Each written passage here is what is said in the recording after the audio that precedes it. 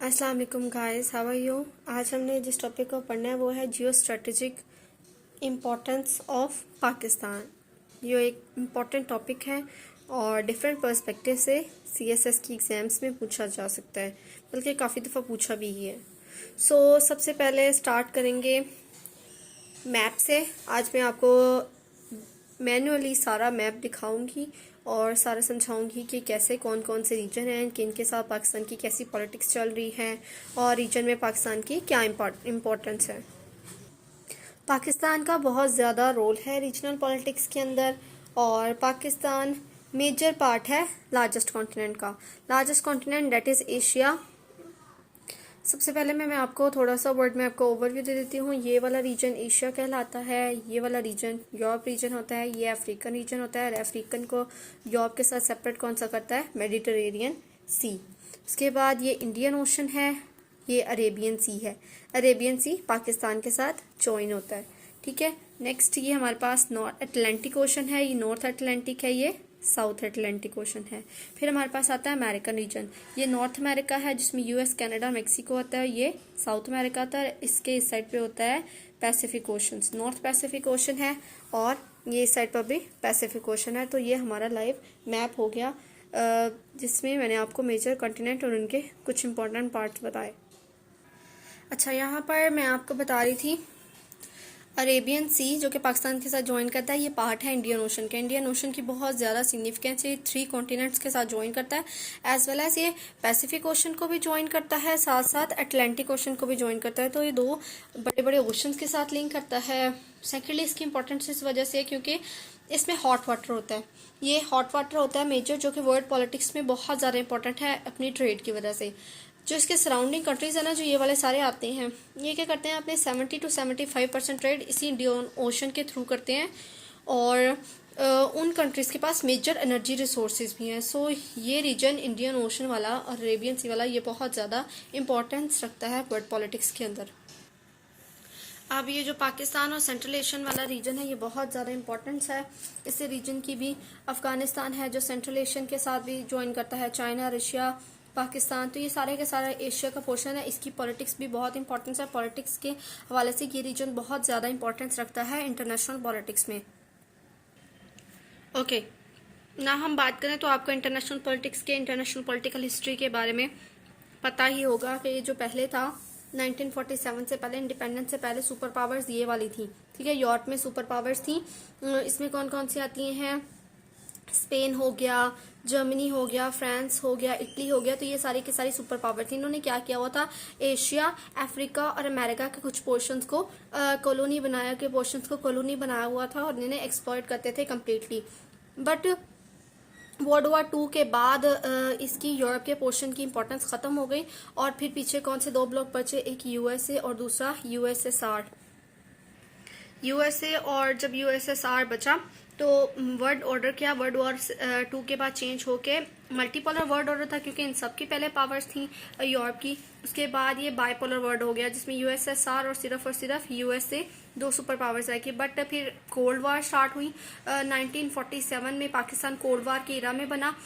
Cold war के बाद जो बाइपोलर वर्ल्ड ऑर्डर था वो सिर्फ और सिर्फ यूनिपोलर वर्ल्ड ऑर्डर रह गया और यूएसए हमारे पास एक सिंगल सुपर पावर बन के रह गया। और यूएसए की पावर ब्रेक होगी, उसको पार्ट्स में डिवाइड कर दिया गया। फॉर एग्जांपल यूक्रेन, बेलारूस, तो इन पार्ट्स में यूएसएसआर को डिवाइड कर दिया गया, रशिया को। तो ये हमारी पॉलिटिक्स का चेंज था। तब जब पाकिस्तान नहीं बना था तो हम इंडिया का पार्ट थे। इंडिया एक कॉलोनी था, कॉलोनी के रूलर्स यहाँ रहते थे यूरोप के रीजन में। इंडिया क्या करता था? इसने क्या किया? कॉलोनियल रूलर्स इनको रूल करते थे। इंडिया 1945 में जब मल्टीपोलर वर्ल्ड ऑर्डर पीक पे था, वर्ल्ड वॉर सेकेंड हुई, पाकिस्तान इमर्ज हुआ, तो वर्ल्ड वॉर सेकेंड में इस कॉलोनी के सोल्जर्स को भी यूज किया गया वॉर्स में। ठीक है, वर्ल्ड वॉर सेकेंड में। और बहुत से सोल्जर्स थे जिनको किल भी किया गया। पाकिस्तान के जो लोग थे उनको वर्ल्ड वॉर्स में यूज किया गया। बट पाकिस्तान बनने के बाद जो मल्टीपोलर वर्ल्ड ऑर्डर है वो बाइपोलर रह गया। यूएसएसआर और यूएसए सिर्फ 2 पावर बनी और बाइपोलर वर्ल्ड ऑर्डर हो गया वर्ल्ड का। नाउ द क्वेश्चन राइजेस कि यूएसएसआर और यूएसए में किस चीज का डिफरेंस था, क्या आइडियोलॉजी थी जिसकी बेसिस पर इन दोनों के दरमियान टसल चल रही थी। तो यूएसएसआर एक कम्युनिस्ट ब्लॉक था, यूएसएसआर और यूएसए कैपिटलिस्ट ब्लॉक था, और हम जबकि इंडिया का पार्ट थे, इंडिया ब्रिटिश के अंदर था, तो हम भी कैपिटलिस्ट ब्लॉक में ही आ रहे थे, यूएसए के साथ हमारा सपोर्ट था। सो यूएसएसआर कम्युनिस्ट था। अब पाकिस्तान की क्या इंपॉर्टेंस है कि पाकिस्तान के साथ जो ईरान था वो भी यूएसएसआर के साथ था, कम्युनिस्ट ब्लॉक था। सो चाइना, ईरान, तो ये सारे कम्युनिस्ट ब्लॉक थे। पाकिस्तान, इंडिया और यूएसए ये सारे कैपिटलिस्ट ब्लॉक में से। तो ये आइडियोलॉजी की टसल थी जो बाईपोलर वर्ल्ड ऑर्डर में चल रही थी, रशिया, यूएसएसआर और यूएसए के दरमियान। अब जो पाकिस्तान की जियोग्राफिकल इंपॉर्टेंस है उसके बारे में कायद आज़म मोहम्मद अली जिन्ना ने भी कहा था कि पाकिस्तान स्ट्रेटेजिकली अपनी जियोग्राफिक लोकेशन की वजह से बहुत ज़्यादा इंपॉर्टेंस है। 1948 ऑनवर्ड जब यूएसए को ये महसूस हुआ कि जो यूएसएसआर के इर्द गिर्द जो सारे कंट्रीज हैं वो कम्युनिस्ट होते जा रहे हैं, चाइना कम्युनिस्ट था, ईरान कम्युनिस्ट था, ठीक है, तो उसको क्या चाहिए था, उसने कहा था कि अगर जल्द ही पाकिस्तान के ऊपर उन्होंने उनको अपने साइड पर ना किया जो कि कैपिटलिस्ट ब्लॉक था, तो ये कैपिटलिस्ट ब्लॉक भी कम्युनिस्ट में जल्द ही चेंज हो जाएगा। सो यूएसए ने पाकिस्तान को कहा कि आप हमारा साथ दे, ठीक है, यूएसएसआर के खिलाफ। बट यूएसए का एक और भी इंटरेस्ट था इस मामले में, वो ये था कि अगर वो पाकिस्तान को अपने साथ मिला लेता है तो उसकी टेरिटरी पाकिस्तान की रशिया से बहुत ज़्यादा क्लोज है। तो ये जो बिग पावर्स होती हैं उनका एक इंटरेस्ट होता है कि जो उनकी अगेंस्ट पावर है, ओपोजिशन पावर है, उनके नज़दीक ये क्या कहते हैं, किसी टेरिटरी को उसमें अपनी इंपॉर्टेंस के हिसाब से रूल करते हैं।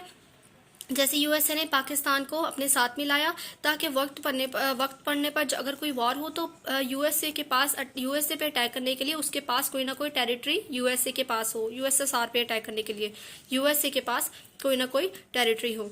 सो इसका नुकसान पाकिस्तान को क्या हुआ, यूएसए का और पाकिस्तान का जो कोलैबोरेशन था उस रशिया के खिलाफ, तो उसका पाकिस्तान को सबसे पहला नुकसान तब हुआ जब U2 इंसिडेंट हुआ। पेशावर एयरपोर्ट से जो यूएसए ने रशिया के ऊपर निगरानी करने के लिए एक airborne air strike drone camera भेजा था पेशावर से यूएसएसआर की तरफ, जो कि पकड़ा गया था, और यूएसएसआर ने पाकिस्तान को धमकी दी थी कि अगर कोई ऐसी और एक एक्टिविटी देखी गई तो पाकिस्तान को दुनिया के नक्शे से खत्म कर दिया जाएगा। तो ये सबसे बड़ा थ्रेट था, फर्स्ट थ्रेट था जो पाकिस्तान को यूएसए के साथ होने की वजह से रशिया की तरफ से मिला था। तो ये स्ट्रेटेजिक इंपॉर्टेंस है। अब कोल्ड वार की एरा में कोल्ड वार क्यों कहा जाता है, कोल्ड वार एक प्रॉक्सी वार्स, ये जो वर्ल्ड वॉर 1 और वर्ल्ड वॉर 2 हुई हैं वो तो फुल फ्लैज वॉर थी जो कि ब्लॉक्स के दरमियान में की गई थी। बट जब यूएन बना था उसके बाद वो वाला अरब लीग्स या जो भी बनी थी ना ऑर्गेनाइजेशंस, तो उसके बाद उन्होंने कहा था कि हम फुल फ्लैज वॉर को रोकेंगे। तो इस वजह से उन्होंने प्रॉक्सी वॉर स्टार्ट कर दी। प्रॉक्सी वॉर होती है इनडायरेक्ट वॉर होती है, जो कलेक्टिव प्रॉक्सी वॉर 1949 के या 48 के 45 के बाद की गई, उन्हें कोल्ड वॉर का एरा कहा जाता है। कोल्ड वॉर में सबसे पहले हुई कोरियन पेनिनसुला में, नॉर्थ कोरिया साउथ कोरिया के दरमियान प्रॉक्सी वॉर चलती रही। ये जो नॉर्थ कोरिया था ये कैपिटलिस्ट ब्लॉक था और साउथ कोरिया कम्युनिस्ट ब्लॉक था, तो इनके दरमियान भी वॉर होती रही। फिर उसके बाद वियतनाम में, ये रहा वियतनाम में भी प्रॉक्सी वार होती चली गई, साउथ वियतनाम, ठीक है। फिर उसके बाद लास्ट फर्स्ट मोस्ट इम्पॉर्टेंट यहाँ पे अफगानिस्तान में यूएसएसआर अफगानिस्तान जब वॉर हुई तो ये भी एक किस्म की प्रॉक्सी वार ही थी, ठीक है। बट यहाँ पे ये हुआ था कि यूएसएसआर ने जब अफगानिस्तान पर अटैक किया तो पाकिस्तान ने यूएसए के साथ मिलकर इनका मुकाबला किया था। यूएसएसआर अचानक को पावर के साथ ब्रेक कर दिया गया था। वर्ल्ड ऑर्डर जो बाईपोलर था यूनिपोलर वर्ल्ड ऑर्डर में चेंज हो गया था। यूएसए एक सिंगल सुपर पावर बन गया था। तो ये थी कुछ previous background. Now the question arises, वो कौन सी वजूहत थी जो पाकिस्तान ने यूएसए का साथ दिया अफगानिस्तान में यूएसएसआर के अगेंस्ट। सो उसकी सबसे बड़ी वजह यह है कि पाकिस्तान का जो वेस्टर्न बॉर्डर था 1979 में जब ईरानियन रेवोल्यूशन आया था तो वो जो पहले कैपिटलिस्ट ब्लॉक था वो कम्युनिस्ट ब्लॉक में चेंज हो गया था, कम्युनिस्ट बन गया था। रशिया का सबसे बड़ा वीक पॉइंट ये है कि रशिया को अपनी ट्रेड के लिए ये वाला रूट अडॉप्ट करना पड़ता है, आर्कटिक ओशन, ठीक है। सो उसको चाहिए था ये वाला रूट, वो ये भी रूट चाहती थी। सो पाकिस्तान को ये थ्रेट चाहता था, तो पाकिस्तान को ये थ्रेट था कि अगर ईरान जो कि पहले रशिया की तरफ है, प्रो कम्युनिस्ट है, सो अगर यूएसए के साथ पाकिस्तान ने उनके खिलाफ कम्बैट नहीं किया, सो ईरान रशिया जो है वो जल्द ही पाकिस्तान को मीबा की तरह इनगल्फ कर लेगा, पाकिस्तान के ऊपर उनका अटैक हो जाएगा। सो रशिया को डायरेक्टली रूट मिल जाएगा। सो पाकिस्तान को थ्रेट था कि उसकी सॉवरेनिटी को थ्रेट था कि रशिया जल्द ही उसको मीबा की तरह इनगल्फ कर लेगा, तो उसने यूएसए के साथ मिलकर यूएसएसआर के खिलाफ वॉर की। और बाद में केएसए मतलब सऊदी अरेबिया ने भी उसका साथ दिया था इस वॉर के अंदर। नाउ द क्वेश्चन राइजेस कि पाकिस्तान की डेमोग्राफिकली क्या इंपॉर्टेंस है। ये जो लोकेलिटी है ना जिसमें पाकिस्तान वाक़या है, मतलब इंडिया, चाइना, पाकिस्तान और बांग्लादेश, ये चारों के चारे वर्ल्ड की 45% पॉपुलेशन आती है। इंडिया, पाकिस्तान, इंडिया, चाइना और बांग्लादेश, 45% वर्ल्ड की पॉपुलेशन इस लोकेलिटी में रहती है। सो पूरी वर्ल्ड की मार्केट के लिए ये रीजन सबसे ज़्यादा इंपॉर्टेंस है। न्यूक्लियर पॉलिटिक्स के बारे में कहा जाता है कि एशिया वो वाहिद रीजन है जिसमें बड़ी बड़ी सुपर पावर जिनके पास न्यूक्लियर पावर है वो एक साथ रहते हैं। वो पाकिस्तान के पास पावर है, इंडिया के पास है, चाइना, रशिया, तो ये वो लोकेलिटी है, ये वो रीजन है जहाँ ज़्यादा न्यूक्लियर पावर स्टेट्स हैं, एक दूसरे के साथ उनके बॉर्डर्स भी कोलैब हो रहे हैं। अगर हम इस रीजन को देखें कि इस रीजन में किसकी और किसके साथ चल रही है, तो देखिए मेजर वॉर्स भी इसी रीजन में मतलब ज़्यादा टसल्स इसी रीजन में चल रही हैं। पाकिस्तान की इंडिया के साथ, इंडिया की चाइना के साथ, चाइना की रशिया के साथ, चाइना की जापान के साथ, नॉर्थ कोरिया की साउथ कोरिया के साथ, और साउथ चाइना की फिलीपाइंस के साथ। तो ये सारी की सारी टसल्स इस रीजन में चल रही हैं। और ये कहा जाता है कि अगर कभी थर्ड वर्ल्ड वॉर हुई तो वह सिर्फ और सिर्फ इस एशिया के रीजन में होगी, क्योंकि यहाँ बहुत ज़्यादा टसल चल रही हैं स्टेट्स के दरमियान में। अच्छा, अगर हम थोड़ा सा वॉर ऑन टेरर का यहाँ पर डिस्कस करें तो हम ये कह सकते हैं कि वॉर ऑन टेरर जो बिगेस्ट वॉर थी हिस्ट्री की, उसमें भी पाकिस्तान की जो जियोग्राफिकल पोजीशन थी वो बहुत ज़्यादा स्ट्रॉन्ग थी। और उसकी पोजीशन का अंदाज़ा हम बुश की स्पीच से भी लगा सकते हैं कि यूएसए के लिए वॉर ऑन टेरर में पाकिस्तान सबसे ज़्यादा स्ट्रॉन्ग और इम्पॉर्टेंट था। अब ये जो अफगानिस्तान है वो लैंड लॉक कंट्री है और उसके तीनों की तीनों साइड्स जो उसकी हैं वो प्रो यूएसएसआर आ रही हैं, ठीक है, यूएसएसआर है। सो पाकिस्तान ने यूएसए के साथ मिलकर अफगानिस्तान में वॉर ऑन टेरर स्टार्ट की। वॉर ऑन टेरर इसलिए ऑन की गई थी ताकि सेंट्रल एशिया में जो पॉलिटिक्स है उसको ऑन किया जा सके। और कहा जाता है कि ये स्ट्रेटजी काफ़ी ज़्यादा सक्सेसफुल नहीं हुई और पाकिस्तान ज्योग्राफिकली तो बहुत ज़्यादा इंपॉर्टेंस था। यूएसए के पास पाकिस्तान के अलावा इस रीजन में और कोई ऑप्शन ही नहीं था कि वो वॉर एंड टेरर में यूज़ कर सकें इन रीजन में किसी और कंट्री को। सो पाकिस्तान बहुत ज़्यादा इंपॉर्टेंस था, इंपॉर्टेंट था वॉर एंड टेरर में यूएसए के लिए। ओके, तो आज के इस लेक्चर में हमने देखा इंटरनेशनल पॉलिटिक्स में पाकिस्तान का क्या रोल है, पाकिस्तान की डेमोग्राफी का क्या रोल है और इंटरनेशनल पॉलिटिक्स में पाकिस्तान ने कैसे अपना रोल प्ले किया।